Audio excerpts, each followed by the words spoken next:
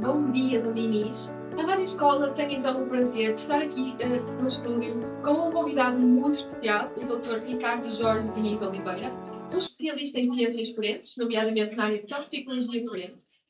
O Dr. Ricardo desenvolve então a sua atividade científica e académica nas áreas da toxicologia e farmacologia das substâncias psicoativas, benzodiazepinas e fármacos, nos seus aspectos pré-clínicos, clínicos e forenses na medicina legal, nomeadamente no desenvolvimento de modelos matemáticos para cálculos de intervalo post-mortem, conhecido como o estado geral das ciências forenses. Mas vamos primeiro então tentar saber um pouco mais sobre o nosso convidado. O Dr. Ricardo concluiu a licenciatura em Ciências Farmacêuticas em 2003 na Faculdade de Farmácia da Universidade do Porto. Pela mesma instituição, doutorou-se em Toxicologia em 2006. Por despacho reitoral, obteve em 2008 o título de doutoramento europeu. Em 2009, completou o curso superior de Medicina Legal, atual curso de especialização em perícias forenses na Faculdade de Medicina da Universidade do Porto. Bom, doutor Ricardo, isto é um currículo impressionante, até porque você ainda é um jovem. Bem, mas antes de concretizar tudo isto, foi aluno da nossa escola, certo? Qual foi o seu curso? Ora bem, bom dia a todos, muito obrigado pelo convite e parabéns por esta iniciativa que demonstra e denota muita proatividade da vossa escola. E qual foi o meu curso aqui na Dom Dinis? Na altura, creio que ele se chamava Ciências Naturais.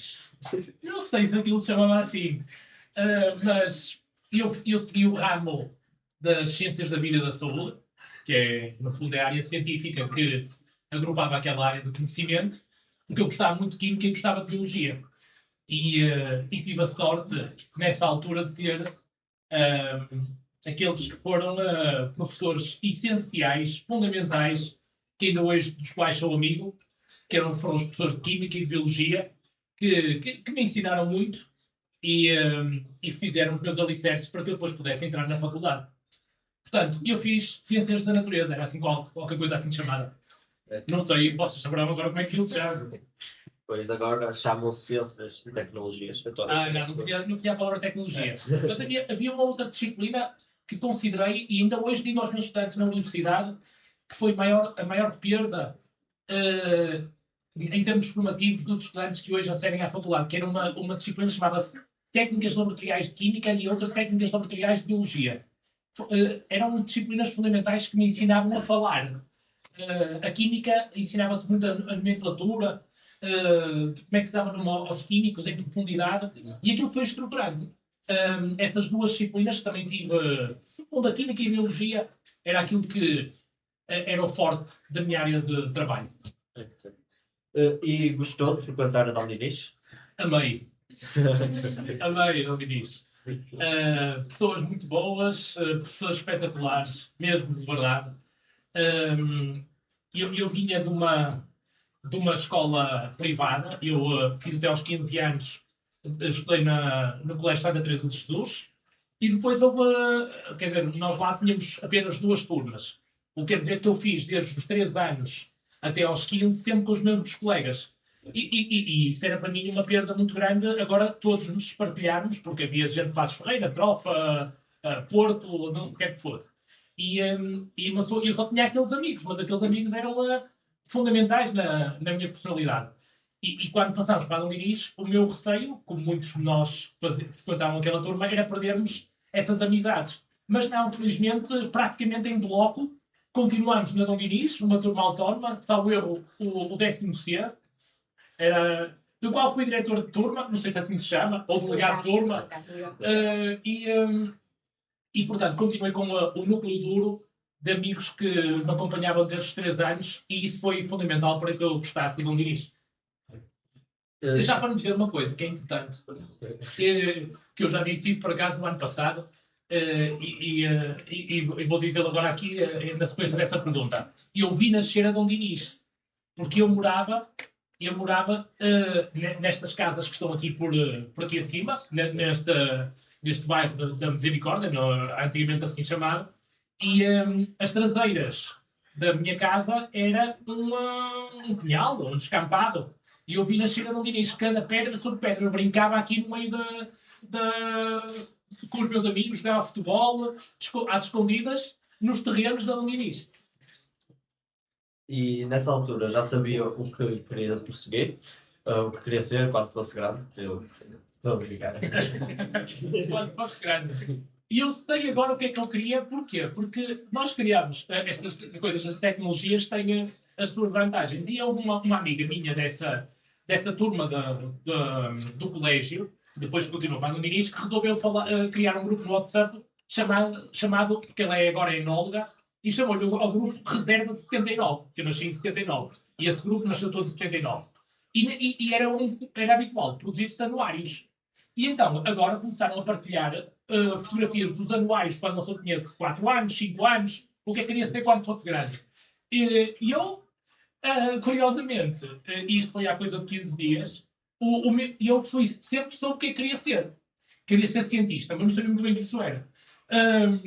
Mas desde os 4 anos do anuário que dizia que eu queria ser. Houve uma altura que disse que queria ser astrónomo. Mas depois caí na real, assim, os brasileiros, e percebi que aquilo não tinha muita empregabilidade, muita saída em Portugal, enquanto não há aqui uma NASA, ou parecido com isso. Mas desde sempre quis ser cientista e os meus colegas agora disseram, passar tantos anos que nos reunimos, num jantar aqui há 15 dias, importante isso, e eles disseram, tu eras o único que sabias o que querias ser quando fosses grande. E pronto. E assim fui. O Dr. Ricardo integrou então a World Top 2 Scientist List em 2021, 2022, 2023 e 2024.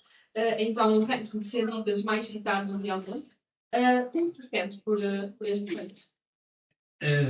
Sinto-me bem. Mas sinto-me igual. Mas isto é importante.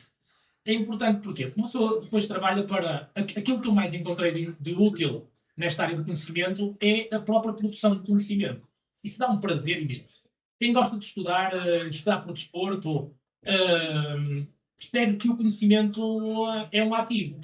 É uma mais-valia. Portanto, claro que uma pessoa depois pode achar que o tem, mas mais do que achar que o tem, é importante que os pares, aqueles que estão à nossa volta, os reconheçam. E, portanto, no fundo, esse reconhecimento internacional, que no fundo é a lista mais conceituada a nível mundial, deixa-me satisfeito porque é o reconhecimento dos pares. Ou seja, eles acreditam na ciência que eu produzo, no conhecimento novo que eu produzo. E depois, porque é importante? Porque é muito gratificante hoje abrir os livros de uma faculdade de medicina, da área das ciências forenses, da área da medicina legal, o que é que seja, e ver que aquilo que os estudantes estudam foi aquilo que eu descobri. Portanto, o conhecimento, eles estudam na faculdade aquilo que eu aprendi a descobrir. E, portanto, e eles veem o meu nome, ficam todos orgulhosos, veem o professor, e pronto, é gratificante. Então é importante ter e haver este tipo de conhecimento? É importante. É o conhecimento dos pares. Nós chamamos em inglês, na linguagem da ciência, os peers. Ou seja, enquanto os peers nos valorizam, é o nosso reconhecimento. É perceber que há alguma coisa, que aquilo que nós fizemos fez sentido. Houve materialização. E é muito importante o conhecimento mudar a prática clínica, por exemplo. Descobrir um novo tratamento, descobrir vários antídotos, depois as pessoas utilizam nos hospitais aquilo que eu descobri. Sabemos como tratar melhor as pessoas, sabemos como fazer melhores diagnósticos, sabemos como punir os culpados e inocentar os inocentes. Tudo isto baseado no conhecimento. E uma coisa que eu digo isto reiteradamente aos meus estudantes. Ainda disse isto agora no dia 11 de abril numa cerimónia. Eles só vão conseguir fazer esta passagem para a produção de conhecimento, que é o nível mais nobre, que eu considero que é o nível mais nobre da evolução académica e científica, só vão conseguir fazer isto se não aquilo que eu não encontrei uma melhor expressão na altura e engavetarem o conhecimento, isto é, acharem que a matemática não se cruza com a química e que a química é diferente da biologia, tudo isto está interligado, mas está mesmo interligado. E só depois de se conseguir fazer as pontes entre as várias disciplinas é que vai surgir a Eureka, que é o conhecimento surge da multidisciplinaridade e não do tratamento individual de cada uma disciplina, vocês chamam de disciplina e eu chamo cadeiras, como estas estamos aqui sentados. Realmente está um orgulho de ter cá e também por ter passado por cá, não é? Obrigado. Pois, o Dr. Ricardo está aqui na Dom Dinis porque daqui a alguns minutos irá estar no auditório da nossa escola a falar um pouco vamos para os alunos do ensino secundário. Podes falar um pouco sobre o tema dessa palestra? A palestra. Há uma coisa que eu já vi o antes e depois. Já parece aqueles os velhos que já têm um bocadinho de história para contar. Eu, quando comecei a minha vida, não tínhamos assim muita realidade com o consumo de drogas. Estávamos a sair dos grandes problemas do casal ventoso, do uso de seringas da administração de drogas na rua, e aqui houve um momento de abandono, felizmente, do consumo de drogas. Mas não sei, talvez um pouco a reboque da pandemia, e eu hoje, 2025, nunca tive tantas drogas como toda a minha vida.